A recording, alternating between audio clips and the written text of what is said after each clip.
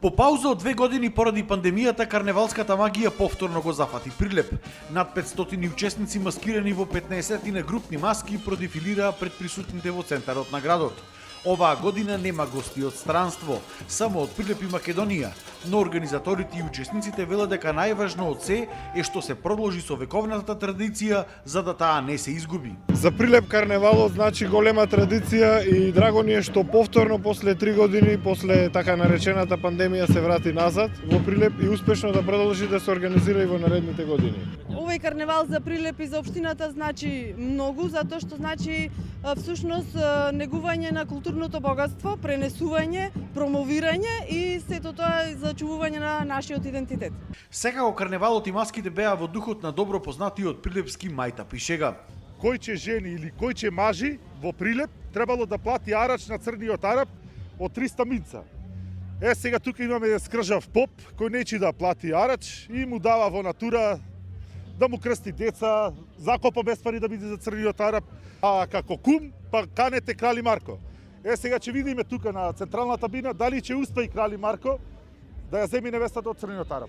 Од каде идејата да направите змеј? Па наследничката прво рече ај за прочка да учествуваме, ај ние се за глав сифне и рекоа кинески змеј ќе правиме. Зошто баш кинески змеј? Па не знам, прво наследничката жело.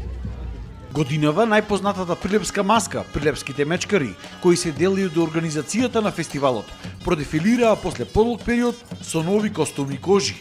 Инаку оваа маска претендира да биде заштитена како културно наследство од страна на УНЕСКО. Имаме нови кожи, нови звонци, што имаме средства нешто, купим не годинава да бидеме поубави направени. Треба многу, треба да бидеме оригинални, треба да видиме се што е на нас од животинско потекло, да нема други работи, осем од животни. И УНЕСКО тоа го нагледува години и може ќе потраи малце, али мислиме дека ќе влеземе во УНЕСКО. Годинава, како маска сне најбројна, имаме негде околу 50 членови, со се под младок. Па, младите ќе ја продолжа, пошто уште сега кога е заинтересиран, еднаш ако се преправи, не верувам дека повеќе ќе се откажи. Организаторите се надеваат дека идната година Прочка ќе го врати целиот свој стар сјај, со голем број гости од странство и повеќе домашни маски. Но се надеваме со прекинот на здравствените протоколи во година ќе имаме уште поголема масовност, со повеќе членови и меѓународен карактер. Голем број на посетители ќе ги вида овие наши маски кои се неверојатно добри.